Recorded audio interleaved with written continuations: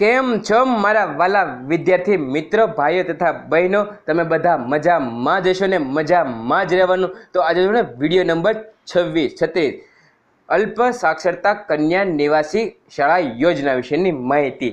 મિત્રો, તમે અમારા ચેનલમાં પહેલી વખત આવ્યો, નીચે લાલ કલરનું સબસ્ક્રાઈબરનું બટન હશે. સબસ્ક્રાઈબર તો ફ્રી છે અને બાજુમાં નાનો તો બેલ આવશે, તેના પર ક્લિક કરશો એટલે ડેઈલી અમારા આવનાર વિડીયોની માહિતી તમને એક નોટિફિકેશન બેલ દ્વારા મળતી રહેશે. તો જોઈએ આજના ટોપિક વિશેની માહિતી. શું ટોપિક છે? અલ્પ સાક્ષરતા કન્યા નિવાસી શાળા યોજના વિશેની માહિતી. તેનો યોજનાનો ઉદ્દેશ શું છે?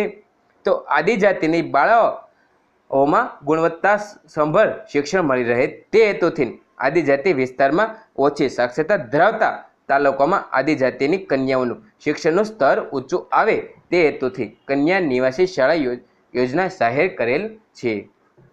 તેમના પાત્રતા ધોરણો ક્યાં ક્યાં છે? તેમના પાત્રતા ધોરણો તેમાં આ યોજના દ્વારા નક્કી કરેલ છે. આ યોજના દ્વારા નક્કી કરેલા જિલ્લાઓમાં ઓછી સાક્ષરતા ધરાવતા તાલુકાઓમાં વસવાટ કરતી આદિજાતિ કન્યાઓના શાળાઓમાં 100% પ્રવેશ આપી તેમનો સાક્ષરતા દર ઊંચો લાવવાનો તથા ડ્રોપ આઉટ કરવાની કન્યાઓને અભ્યાસ પૂર્ણ કરવાનો પ્રયાસ છે.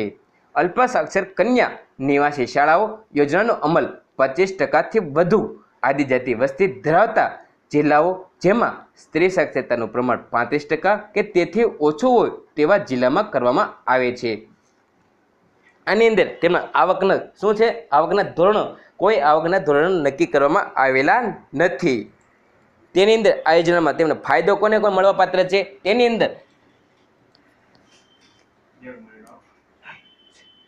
6 થી ધોરણ 10 સુધીનું વિનામૂલ્યે 6 થી 10 સુધી વિનામૂલ્યે શિક્ષણ, રહેઠાણ, પુસ્તકો, ગણવેશ તેમજ ભોજન વગેરેની વિનામૂલ્યે સગવડો પૂરી પાડી અલ્પ સાક્ષરતા કન્યા નિવાસી શાળાના ચલાવવામાં આવે છે.